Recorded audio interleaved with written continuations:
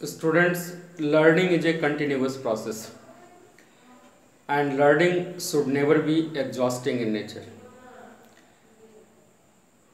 पढ़ने से कोई थकता नहीं है और ये कंटिन्यूटी में होनी चाहिए, लेकिन आजकल ये है कि लोग पढ़ना कम चाहते हैं, रेडीमेड कुछ ज़्यादा चाहते हैं। चलिए इसी कंटिन्यूटी के प्रोसेस में हम लोग आज चर्चा करेंगे कोरोजन पर। कोरोजन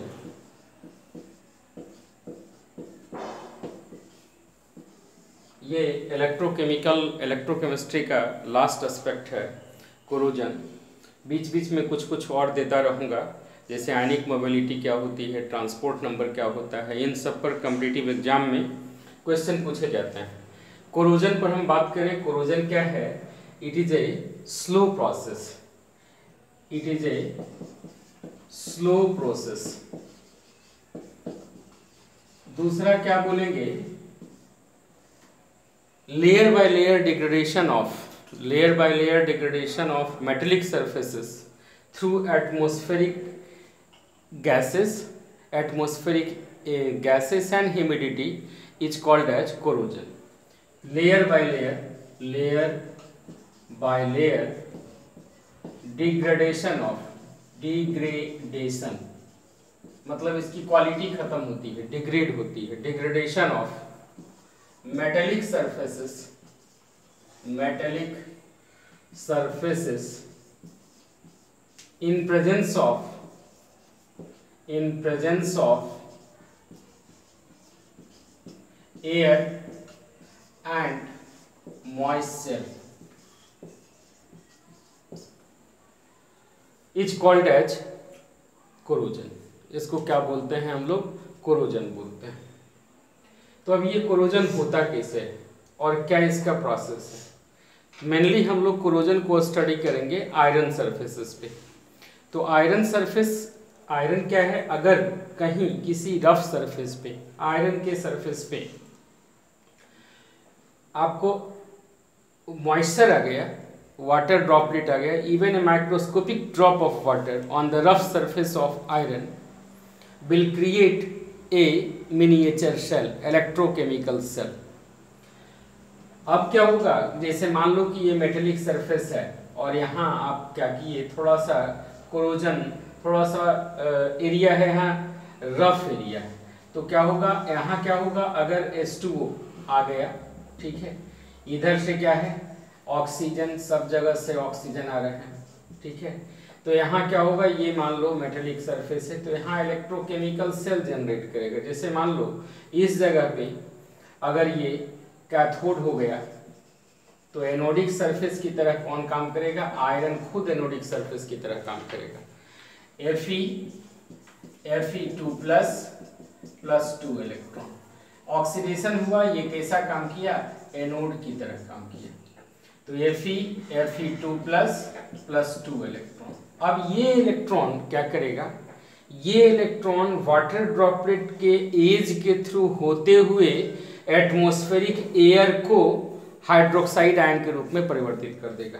जैसे यहाँ कैथोडिक, ये अगर एनोड हो गया तो अदर सरफेस क्या हो जाएंगे? अदर पार्ट क्या हो जाएगा? इसका कैथोडिक हो जाएगा।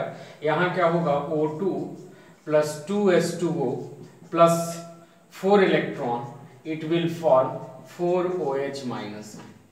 अब देखो ये OH माइनस आयन मतलब यहाँ कैथोडिक एनोडिक रिएक्शन ये हो गया, तो कैथोडिक रिएक्शन में क्या हो गया? O2 plus 2H2O plus 4 electron gives 4OH minus ion.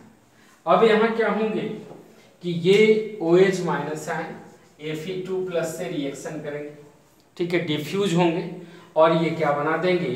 FeOH whole twice. FeOH whole twice क्या करेगा?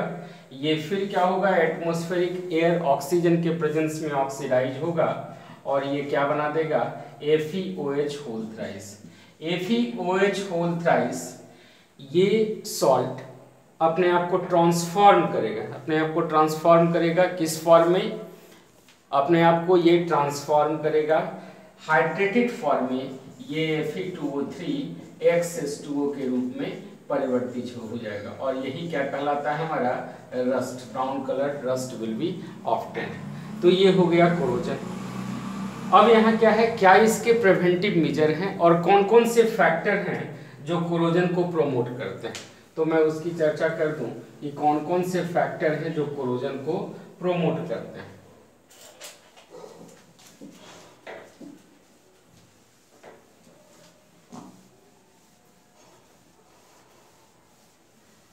फैक्टर्स अब डिस्कस करेंगे हम लोग, factors on which corrosion depends, कौन कौन से फैक्टर हैं जिस पर कोरोजन डिपेंड करता है। कौन कौन से फैक्टर, अगर मान लो एटमॉस्फेयर में एसिडिक गैस की मात्रा बढ़ेगी तो nature of atmosphere also important, nature of atmosphere, अगर एसिडिक गैस बढ़ेगा, एसिडिक गैस अगर ज़्यादा होगा, एसिडिक गैसेस क्या होंगे, कोरोजन मैक्सिमम होगा, corrosion maximum.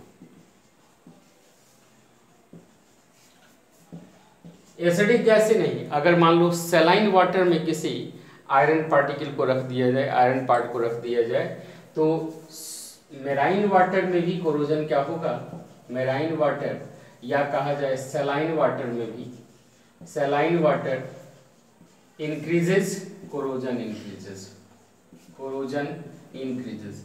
Roughness of surface अगर इंक्रीज करेगा, roughness of surface, roughness of surface increase करेगा,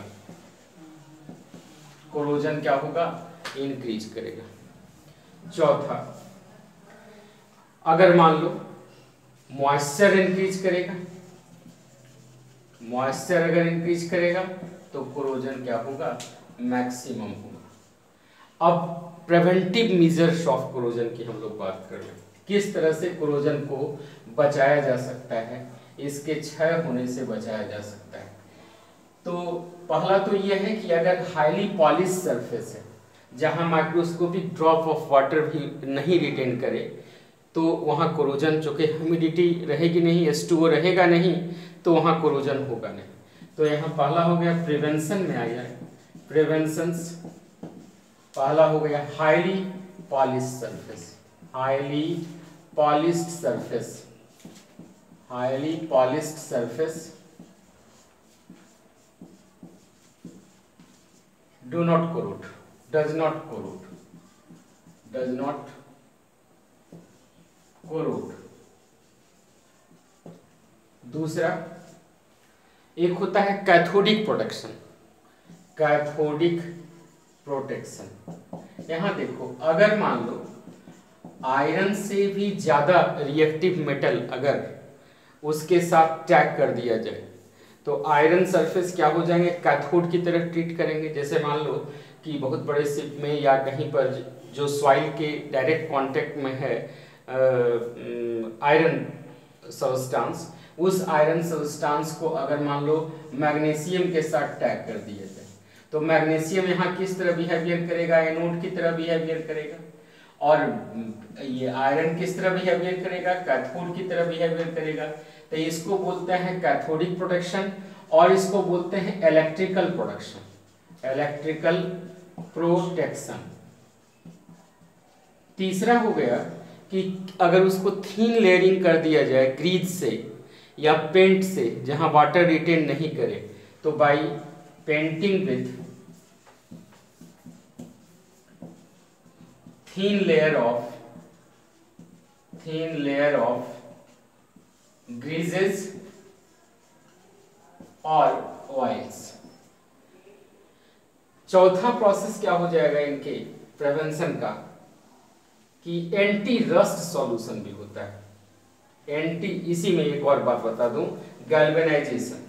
तो गैल्वेनाइजेशन में आप लिखोगे क्या कि गैल्वेनाइजेशन, अब यहाँ क्वेश्चन ये है कि गैल्वेनाइजेशन में क्या डायरेक्ट जिंक को लेते हैं या जिंक के किसी सब्सटेंस को लेते हैं। तो यहाँ आप याद रखेंगे zinc carbonate, basic zinc carbonate को हम लोग यहाँ पर इस्तेमाल करते हैं फॉर द गैल्वेनाइजेशन। और पांचवा हो गया एंटी रस्ट सॉल्यूशन, ये कॉम्पिटिटिव एग्जाम में पूछा जाता है, एंटी रस्ट सॉल्यूशन। तो इसका एंटी रस्ट सॉल्यूशन दो तरह के हैं, एक हो गया फॉस्फेट, अल्कलाइन फॉस्फेट, एक हो गया अल्कलाइन फॉस्फेट,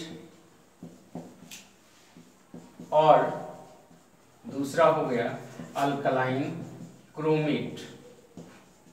ये दोनों क्या कहलाते हैं? एंटी रस्ट सॉल्यूशन कहलाते हैं। तो ये हो गया कोरोजन। Thank you.